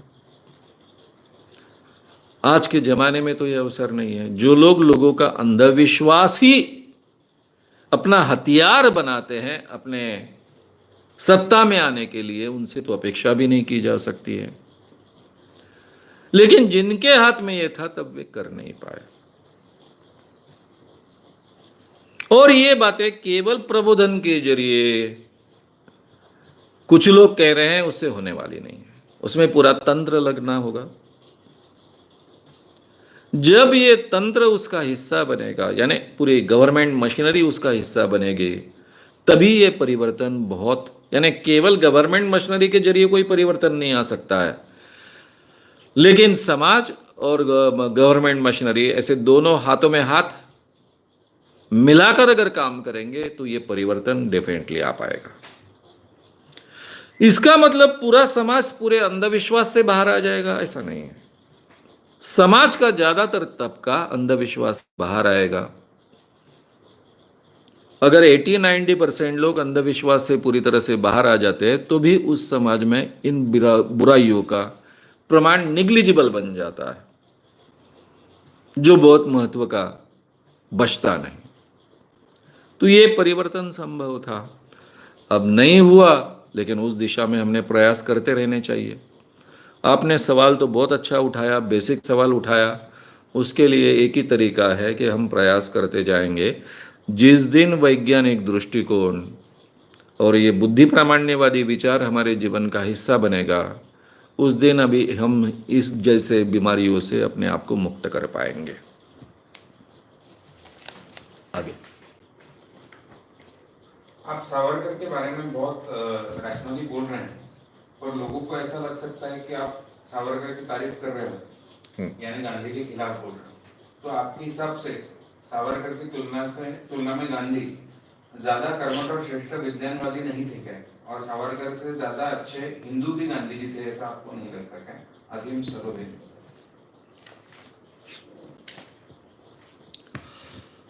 असीम सरोदे इन्होंने सवाल पूछा है कि आप सावरकर जी के बारे में सभी बातें बहुत रैशनली रख रहे हो,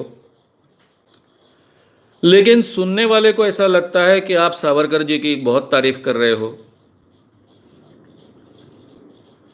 आपके दृष्टि से गांधी जी इससे ज्यादा अच्छे हिंदू नहीं थे क्या? और वो ज्यादा अच्छे विज्ञानवादी नहीं थे क्या? मैंने पहले भी कहा है कि मैं हमेशा किसी व्यक्ति के बारे में जब बोलता हूं, महापुरुष के बारे में बोलता हूं, उनके विचारों के बारे में बोलता हूं,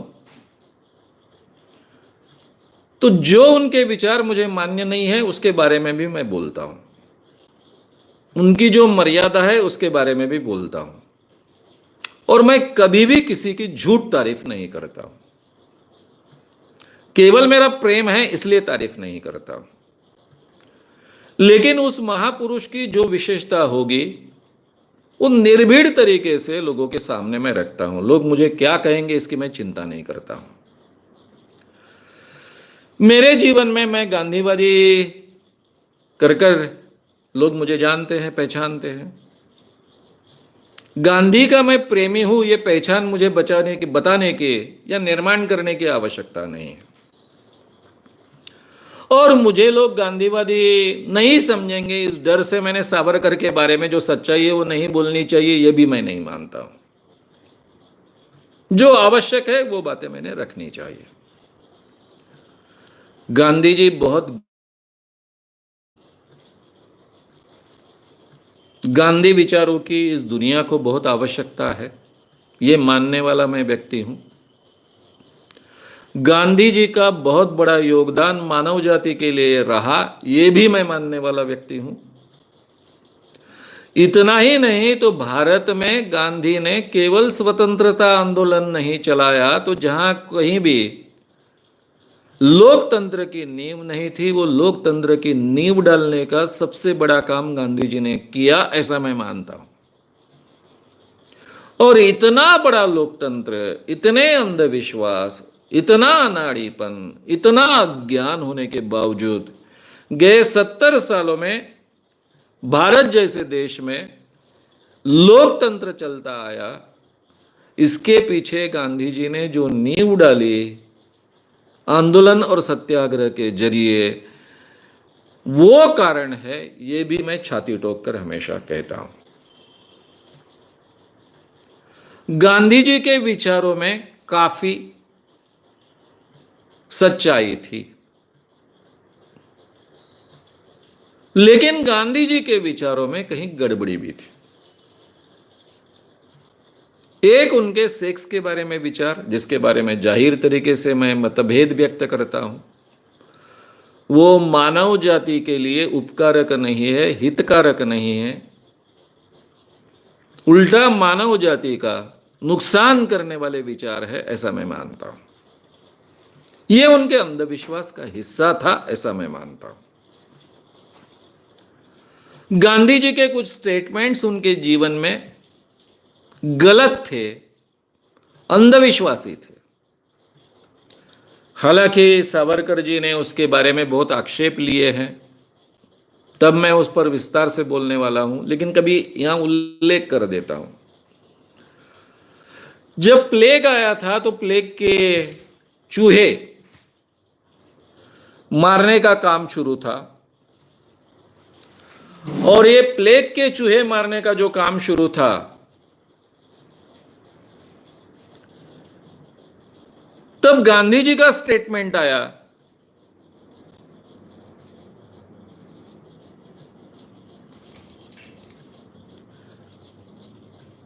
कि ये जो चूहों को मारा जा रहा है वो गलत है, चूहों को भी जीने का अधिकार है। इसलिए प्लेग के कारण जो चूहे मारे जा रहे हैं उनको नहीं मारना चाहिए। अब ये बहुत ही गलत स्टेटमेंट था, अंधविश्वासी स्टेटमेंट था। फिर सावरकर जी ने इस गांधी जी के स्टेटमेंट के ऊपर क्या कहा वो मैं लेने वाला हूं, इसलिए अभी नहीं लेता हूं। लेकिन मैं रहता और गांधी जी का कितना भी प्रेमी रहता तो भी मैंने इस स्टेटमेंट के बारे में, गांधी जी के इस स्टेटमेंट को डेफिनेटली नकारा होता और उसके ऊपर टीका की होती, आलोचना की होती। दूसरा उनका स्टेटमेंट था, अच्छे दृष्टि से किया गया था। जब बिहार में भूकंप हुआ, अब भूकंप होने के बाद में, अब भूकंप क्यों होता है हम सबको पता है, अंदर से जमीन फटती है, भूकंप होता है। भूकंप होने के बाद में गांधी जी ने कहा था कि हम लोग जो हरिजनों पर यानी दलितों पर, उनके साथ में अस्पृश्यता व्यवहार करते हैं, इस कारण भगवान नाराज हो गए और भगवान ने हमको शिक्षा दी, इसलिए भूकंप हुआ। अब यह कहने के पीछे गांधी जी का अज्ञान भी हो सकता है या फिर लोगों का फायदा उठाने के लिए उन्होंने ये बात कही, ऐसा हो सकता है। यानी लोगों के मानस का फायदा उठाने के लिए, अच्छे काम के लिए ये बात उन्होंने कही, ऐसा हो सकता है। चाहे गांधी जी का उद्देश्य अच्छा हो, यह स्टेटमेंट टोटली अवैज्ञानिक था, आलोचना के पात्र था। तो गांधी जी बुद्धि प्रामाण्यवादी पूरी तरह से नहीं थे, यह फैक्ट है। वो अपने जीवन में ज्यादा से ज्यादा सच्चे थे, और सच्चे थे, मानवीयता को बहुत मानते थे, इंसानों से प्रेम करते थे, इसलिए उनके विचार इंसानियत पूर्वक है, इंसानियत पूर्ण है, लेकिन वैज्ञानिक है ऐसा नहीं है। अब गांधी जी के काफी विचार बहुत अच्छे थे, विज्ञान के नजदीक थे, नेचर के बारे में उन्होंने कहा, पर्यावरण के बारे में उन्होंने कहा, ये हम कह सकते हैं और ये मैं भी कहूंगा। लेकिन वो विज्ञानवादी विचार थे ऐसा हम कह नहीं सकते हैं। उन्होंने कहे वो विचार आज के जमाने में विज्ञान की कसौटी पर सत्य उतरते हैं, इतना हम कह सकते हैं। लेकिन कहते वक्त उनके मन में यही था ऐसा हम कह नहीं सकते। तो गांधी जी का जो भी सामर्थ्य है वो तो है ही, उसकी कुछ मर्यादा भी है। अब गांधी जी को समझना है तो सावरकर जी का द्वेष करना चाहिए, और सावरकर जी को समझना चाहिए तो गांधी जी का द्वेष करना चाहिए। ये तो मुझे मान्य नहीं है। वही बात फिर अंबेडकर जी के बारे में हो जाएगी। हर अंबेडकरवादी अपने आप को तभी अंबेडकरवादी समझता है जब वो गांधी जी का द्वेष करेगा। और मैं तो हमेशा कहता हूं कि अगर गांधी जी आपको समझते नहीं है तो आपको ये देश ही समझता नहीं है। इस देश को समझना है यानी गांधी जी को समझना, उनके आंदोलन को समझना, उनके काम को समझना, तभी हमको ये देश समझ में आता है। इतना वो महत्वपूर्ण व्यक्ति है। तो क्या गांधी प्रेम के लिए मैंने फिर अंबेडकर जी को नकार देना चाहिए? मेरे लिए अंबेडकर जी भी उतने ही बहुत महत्व की व्यक्ति है, सावरकर जी भी बहुत महत्व की व्यक्ति है। ये आपस में तीनों साथ में नहीं चल पाए, ये बात अलग है। आपस में इन तीनों के मतभेद हो सकते हैं, इनके विचारों में मत मतांतर हो सकते हैं, लेकिन एक देश का विचार करने वाला, समाज का विचार करने वाला मैंने तीनों के तरफ उसी दृष्टि से देखना चाहिए जो सावरकर जी ने कहा कि 5000 साल पहले से जो बातें कही गई वो जैसे के वैसे हमने नहीं स्वीकारनी चाहिए। आज के जमाने में जो हमारे देश हित के लिए, समाज हित के लिए आवश्यक है और विज्ञान की कसौटी पर जो सही उतरती है, उन्हीं बातों को हमने स्वीकारना चाहिए। ये जो फुटपट्टी है, जांचने का तरीका है, यही तरीका मैं गांधी जी के बारे में उपयोग में लाना चाहता हूं, सावरकर जी के बारे में उपयोग में लाना चाहता हूं और अंबेडकर जी के बारे में भी उपयोग में लाना चाहता हूं। जो मर्यादा होगी वो मर्यादा कर हमने स्वीकारनी चाहिए, उस पर बहुत आलोचना करते बैठना नहीं चाहिए, लेकिन वो हमें स्वीकारनीय आज के जमाने में नहीं है, ये कहना चाहिए। ये मैं मानता हूं। सावरकर जी की जो विशेषता मुझे लगी वही बातें मैं आपके सामने रख रहा हूं। ना मैंने स्वातंत्र्य वीर सावरकर या फिर विदा सावरकर, इन्होंने 1857 का जो कुछ हुआ था उसको स्वातंत्र्य समर कहा, यह बात मैं आपके सामने नहीं कह रहा हूं। उन्होंने जो भी स्वतंत्रता आंदोलन के लिए किया वो भी बातें मैं आपके सामने नहीं रख रहा हूं, क्योंकि मैं जानता हूं उस दिशा से, उस मार्ग से इस देश को कभी स्वतंत्रता प्राप्त होना संभव नहीं था।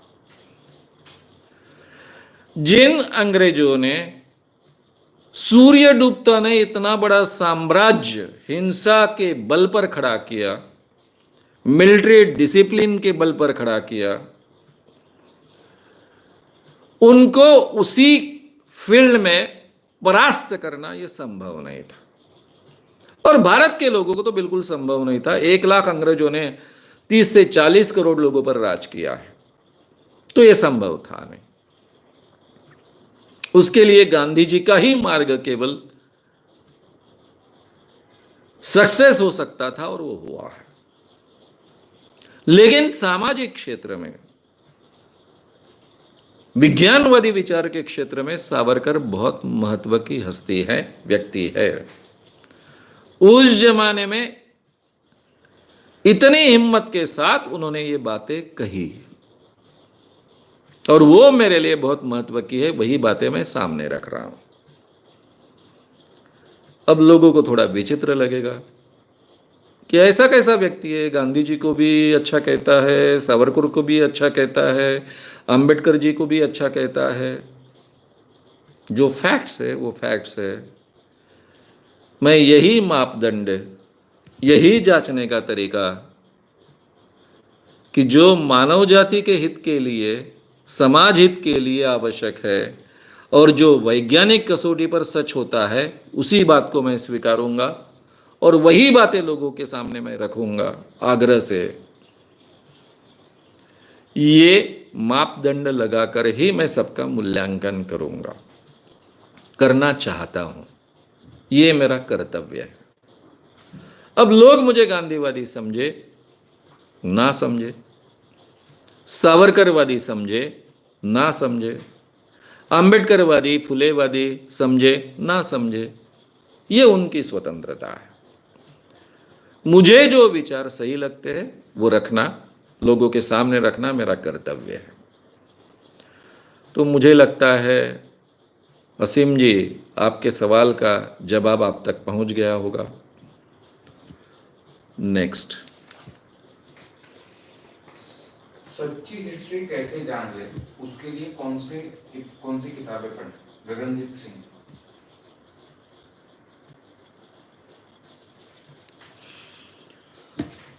गगनदीप सिंह, इनका सवाल ऐसा है कि सच्ची हिस्ट्री कैसी जाने, उनके लिए कौन सी किताबें पढ़ें। ये सवाल बड़ा मुश्किल सवाल है। जो हम स्कूल कॉलेजेस में हिस्ट्री पढ़ते हैं वो ज्यादा से ज्यादा सच्ची हो सकती है अगर उसमें कोई सरकारी घुसपैठ नहीं है तो। क्योंकि हिस्ट्री लिखने की जो परंपरा है वो परंपरा आजकल में काफी डिसिप्लिन बनी है, पूरे दुनिया के नियम उसको लागू होते हैं, जिसको वैज्ञानिक प्रक्रिया कहते हैं, साइंटिफिक मेथड कहते हैं, उसका उपयोग हिस्ट्री जैसे विषय में भी होता है और सटीक प्रमाणों के आधार पर हिस्ट्री लिखी जाती है। और जनरली स्कूल कॉलेजेस के अभ्यासक्रम में जो हिस्ट्री ली जाती है ये इसके आधार पर ली जाती है, ऐसा हम मान सकते हैं। लेकिन उसमें हिस्ट्री लिखने वाले के बायस होते हैं। सरकार में अगर ये शिक्षा प्रणाली में हस्तक्षेप करने वाले लोग हैं तो उनके भी बायस हो सकते हैं। सबसे बड़ा उदाहरण महाराष्ट्र में रहा है शिवाजी महाराज का।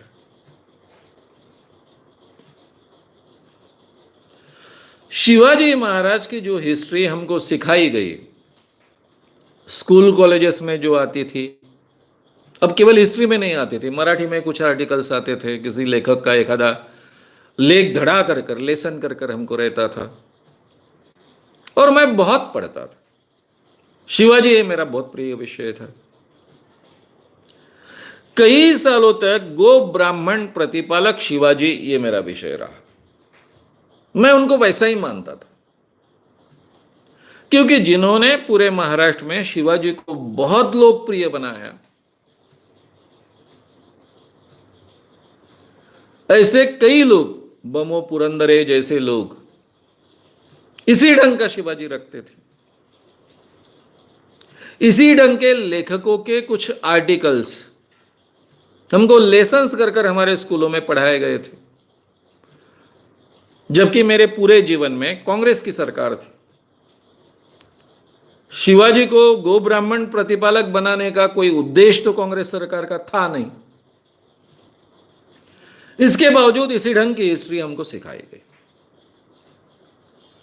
बाद में पता चला कि ऐसे शिवाजी तो थे ही नहीं, ये वाक्य ही झूठा है। उन्होंने गो ब्राह्मण वगैरह प्रतिपालक अपने आप को कभी कहा ही नहीं है। किसी अंग्रेज व्यक्ति ने उनको ये वाक्य, वो भी गाय के बारे में कहा, गाय की रक्षा करने वाला, उसमें ब्राह्मण शब्द जोड़ दिया, और एक अंग्रेज व्यक्ति ने जो शिवाजी महाराज के लिए शब्द कहा वो खुद उनका ब्रीद बना दिया। और मुस्लिमों से लड़ने वाला, मुस्लिमों का द्वेष करने वाला एक शिवाजी सामने रखा गया।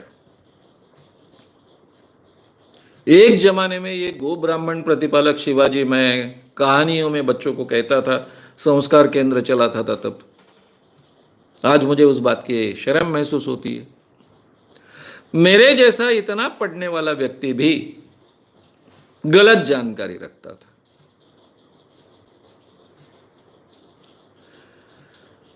धीरे धीरे कुछ बातें, जैसे सबसे पहले मेरे ध्यान में आया सेतु माधवराव पगड़ी ने, यवतमाल में उनके भाषण थे, मैं वो सुन रहा था और उन्होंने कुछ शिवाजी के बारे में अलग बातें कही, जिसको हम आज के जमाने में रहतेचा शिवाजी कहते हैं। मैंने बोला कहा ये बातें तो मैंने पढ़ी है यार, लेकिन इसको इतना महत्व नहीं दिया था। फिर मैं अलग ढंग से सोचकर शिवाजी रखने लग गया तो मुझे एक व्यक्ति ने कहा कि ये गोविंद जी पानसरी की एक छोटी सी किताब है, आप जो बातें रख रहे हो ना वो बातें उसमें बहुत विस्तार से रखी है। मेरी उत्सुकता जागी, मैंने वो किताब प्राप्त की और पढ़ी और मेरी आंखें खुली की खुली रह गई। एकदम से अलग शिवाजी था, लेकिन सच्चा शिवाजी था, क्योंकि मैंने शिवाजी के बारे में बहुत पढ़ा था, इसलिए मैं वो रेफरेंसेस जानता था और ये एंगल से अपने शिवाजी के बारे में कभी सोचा ही नहीं, इसलिए तो शिवाजी ग्रेट है। अब शिवाजी जैसे इतने बड़े व्यक्ति के बारे में, जिनमें महाराष्ट्र में उनके प्रति बहुत प्रेम है, बहुत आदर है, ऐसे व्यक्ति की हिस्ट्री अगर चूक सकती है, गलत हिस्ट्री कई सालों तक लोगों तक जा सकती है, और शायद आगे चलकर जो भी गोविंद जी पानसरे का मर्डर हुआ वो इसी कारण हुआ होगा क्योंकि जिस शिवाजी का उपयोग हिंदू मुस्लिम द्वेष के लिए किया गया महाराष्ट्र में, इतना ही नहीं तो जिस शिवाजी का उपयोग दलित के खिलाफ लड़ने के लिए महाराष्ट्र में मराठवाड़ा आंदोलन में किया गया, वो शिवाजी सभी इंसानों को साथ में लेकर चलने वाले थे, जात व्यवस्था न मानने वाले थे, शूद्रों को बराबरी का स्थान देने वाले थे। ये बातें आगे चलकर पता चली, जबकि वो 400 साल पहले हुई है। तो शिवाजी के बारे में अगर गलत इतिहास लोगों तक इतने बड़े पैमाने पर पहुंच सकता है, तो हर व्यक्ति के बारे में गलत इतिहास लोगों तक पहुंच सकता है। इसलिए ऐसी कोई एक किताब नहीं हो सकती कि जिसके आधार पर हम सही इतिहास समझ लें। हमें ट्रायल एंड एरर मेथड का ही उपयोग करना पड़ेगा। मैं ज्यादा से ज्यादा पुरोगामी प्रोग्रेसिव लोगों में घूमता हूं, क्योंकि मैं खुद प्रोग्रेसिव हूं। गांधीवादी लोगों में घूमता हूं, और मैं सावरकर के बारे में इतनी गलत बातें उनके मुंह से सुनता हूं कि मुझे कहना पड़ता है कि आप सावरकर को नहीं जानते हो। ठीक है, मेरा विषय है रैशनलिज्म, बुद्धि प्रामाण्यवाद, इसलिए मैंने सावरकर को जानने की कोशिश की होगी। लेकिन आप सावरकर को इतने गलत ढंग से क्यों समझते हो, जानते हो? सच्चाई जानो, उनकी किताबें पढ़ो, और फिर उनके बारे में जो आपने पढ़ा है उसके आधार पर अपने मतलब निकालो। तो हमें सभी को इसी प्रोसेस से जाना पड़ेगा। जो लोग अपने आप को सावरकरवादी कहते हैं, उनका अगर गांधी मैंने सुना, जिस प्रकार वो गांधी के बारे में बोलते हैं, गांधी के बारे में बातें रखते हैं, लिखते हैं, या फिर जो अंबेडकरवादी मेरे मित्र हैं जो गांधी के बारे में बोलते हैं, लिखते हैं, तो मुझे तो लगेगा गांधी एक इतना बड़ा गंदा आदमी था कि उसको मारा, गोडसे ने बहुत अच्छा काम किया, देश पर उपकार किए। इतनी गलत सलत बातें गांधी जी के बारे में दोनों तबके के लोग बोलते हैं, लिखते भी। तो ये तो गड़बड़ी चली है, सभी के बारे में चली है। अब गांधी जी के बारे में इतना सब कुछ उपलब्ध होने के बावजूद अगर इतनी गड़बड़ी चलती है, तो सभी के बारे में ये गड़बड़ी हमको दिखेगी, और उन चीजों को हमको बारीकी से अध्ययन करना पड़ेगा, हमारे दिमाग का उपयोग करना पड़ेगा। उसको जो मैं वैज्ञानिक प्रक्रिया की छाननी बोलता हूं, वो छाननी हमें लगानी पड़ेगी, और उसमें से जो सत्य बचेगा उसको हमको स्वीकारना पड़ेगा। ये प्रक्रिया हमको हर चीज में लगानी पड़ेगी। वैसे भी जिनको यूनिवर्सिटी की मान्यता मिलती है, वो इतिहास लेखन ज्यादा से ज्यादा सही हो सकता है। सही होगा ही ऐसा मैं दावा नहीं कर सकता हूं, हो सकता है ऐसा मैं कह सकता हूं। इसी के लिए तो मैंने बहुत बड़ा उदाहरण आपको दिया, वो शिवाजी महाराज का दिया। तो इसलिए हमको इन लोगों को अलग अलग ढंग से जानकारी प्राप्त कर कर, हमारे खुद के विवेक का उपयोग कर कर, अनबायस बनकर हर व्यक्ति को समझना पड़ेगा, इतिहास को भी समझना पड़ेगा। और इसके लिए हमको बहुत तार्किक विचार करने की क्षमता अपने आप में डेवलप करनी पड़ेगी, तभी ये संभव है। तो मित्रों, अभी 11 बज रहे हैं, आपके काफ़ी सवाल है। बचे हुए सवालों को बाद में रिकॉर्ड किया जाएगा और अपलोड किया जाएगा। आपके सवाल हमारे लिए बहुत ही मूल्यवान हैं, उनका मैं हमेशा स्वागत करता हूँ। जिन लोगों ने अभी तक YouTube चैनल को सब्सक्राइब नहीं किया है, कृपया सब्सक्राइब कीजिए। अपने मित्रों को भी सब्सक्राइब करने के लिए, परिचितों को भी सब्सक्राइब करने के लिए आइए, लाइक भी कीजिए, बड़े पैमाने पर शेयर भी कीजिए। फेसबुक पर भी बड़े पैमाने पर शेयर कीजिए। और इंसान को बेहतर इंसान बनाने के इस प्रक्रिया में आप भी हिस्सा बनिए। कल रात को 8 बजे शार्प मिलेंगे। सावरकर जी और गाय पार्ट 4 हम सुनेंगे। अभी गुड नाइट, शुभ रात्रि, धन्यवाद धन्यवाद धन्यवाद। कल मिलते हैं। श्याम मानव चैनल को आपका समर्थन देने के लिए चैनल को जरूर सब्सक्राइब करें। चैनल के नोटिफिकेशन पाने के लिए बेल आइकन भी दबाएं।